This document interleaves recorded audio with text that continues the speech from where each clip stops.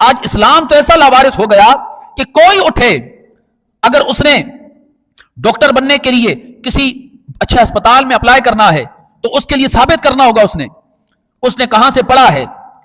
اس نے کہاں پر جا کے پریکٹیکل کرتا رہا ہے، کن ماہر ڈاکٹروں کے تحت رہ کر وہ کام کرتا رہا ہے، کن ڈاکٹروں سے سیکھا ہے، کتنا عرصہ پریکٹیکل کرتا رہا ہے، پھر آ کر اس شعبے میں قدم رکھتا ہے، پھر کوئی اسے اسپتال میں جگہ دیتا ہے۔ اگر کسی اسکول میں ٹیچر لگنا چاہے تو وہ پوچھتے ہیں کہ تمہاری تعلیم کتنی ہے، کتنا عرصہ پڑھا ہے، کہاں سے پڑھا ہے، کیا پڑھا ہے، کس یونیورسٹی میں پڑھتے رہے ہو، کس ادارے میں پڑھتے رہے ہو، پھر جا کے وہ جگہ دیتے ہیں۔ لیکن ایک اسلام ہے، ایک دین ہے کہ اسے پڑھنے پڑھانے کے لیے، اسے بتانے کے لیے لوگوں نے قاعدے ختم کر لیے، لوگوں نے اصول ختم کر لیے ہیں۔ آج ایک چائے بنانے والا بھی غیر تجربے کار آدمی کو اپنے چائے کی ہوٹل پہ کھڑا کرنے کا روادار نہیں ہوتا۔ ایک عام مشین چلانے والا،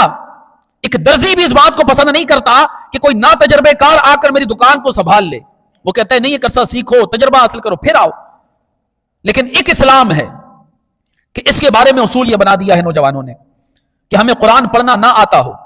اگرچہ ہمیں ظاہری طور پر کچھ نہ آتا ہو، ہم نے مدرسوں کی شکل تک نہ دیکھی ہو، ہم نے عربی پڑھنا کیا الف بے بھی نہ جانتے ہوں، ہم دیکھ کر قرآن درست تلفظ سے نہ پڑھ سکے، اور پھر بھی ہمیں یہ اختیار دیا جائے کہ ہم خود تحقیق کریں، پھر بھی ہمیں یہ اختیار دیا جائے ہم رسول اللہ کی احادیث پر خود حکم لگائیں، اور پھر بھی ہم یہ کہیں اگرچہ ہمیں جو لفظ ہم بول رہے ہیں یہ حدیث صحیح ہے، یہ حدیث ضعیف ہے، صحیح الاسناد ہے، اگرچہ ان لفظوں کے جو ہم اپنی زبان سے بول رہے ہیں ان کا معنی بھی ہم درست سے بیان ہی نہ کر سکے، ہم بتا ہی نہ سکے کہ یہ کیا لفظ ہوتے ہیں، اس کا مطلب کیا ہوتا ہے۔ اتنی جہالت کے باوجود بھی یہ نوجوان ہمارے معاشرے کا اس بات کا خواہاں ہے کہ ہمیں تحقیق کی اجازت دی جائے اور علماء کے دامن سے ہمیں آزاد کر دیا جائے، اور اپنی مرضی کا دین جو ہمیں سمجھ آتا ہے صرف اسی کو دین گردانا جائے، اسی کو دین کہا جائے۔ آپ خود بتاؤ نوجوانوں، یار یہ دین سے دشمنی نہیں ہے؟ کیا یہ دین سے محبت ہے؟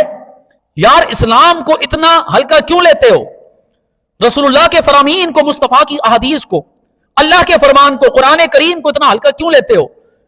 کہ اس کے لیے کوئی سیکھنے کی ضرورت نہیں ہے، اس کے لیے کوئی محنت کی ضرورت نہیں ہے، اس کے کوئی بنیادی قواعد نہیں ہے، فقط ویڈیو کلپس چند لوگوں کے سن کے کہ جنہیں خود بیچاروں کو دین کی بنیاد نہ آتی ہو، جو بیچارے خود بنیادی طور پر نہ صوفیہ کی اصطلاحیں جانتے ہوں، نہ صحیح طور پہ محدثین کی اصطلاحیں جانتے ہوں، نہ درست طریقے سے فن حدیث کو جانتے ہوں، ان جہلا کی کلپ سن کر آپ اتنے دلیر ہو جائیں گے کہ یار آپ غریب نواز کی گربان کو ہاتھ ڈالیں گے؟ ان جہلا کی کلپ سن کر اور خود دیکھ کے قرآن بھی نہیں پڑھ سکتے آپ، یار آپ اتنے دلیر ہو جائیں گے کہ آپ داتا گنج بخش کی عزت پہ ہاتھ ڈالیں گے؟ تو کیا آپ اسے کوئی اسلام سمجھتے ہیں؟ کیا آپ کے نزدیک تحقیق کا یہی نام رہ گیا ہے کہ بغیر سیکھے بڑے بڑے کاملین پر تبرہ کیا جائے؟ جتنے مسلمان کہلانے والے ہیں سب ان کو عزت کی نگاہ سے دیکھتے ہوں، سب غریب نواز کی عزت کرتے ہوں،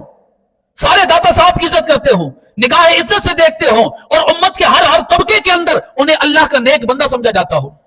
آج آپ ایک اردو پڑھنے والا، عربی زبان کی بنیاد سے ناآشنا بندہ، جو کتابوں کے فقط ادھورے ترجمے پڑھ کے اور اپنی فیلڈ میں لاتے کھا کے آیا ہو، اپنی فیلڈ میں دھتکار دیا گیا ہو، وہ بندہ دین اسلام کے اندر اولیاء کاملین پہ تبرہ بازی کرے؟ کیا فقط اس نادان کی بات کو سن کر آپ امت کے اتنے بڑے بڑے کاملین پر ہاتھ ڈالیں گے؟ آپ خود سوچئے کہ آپ اپنے اس عمل سے کدھر جا رہے ہو یار۔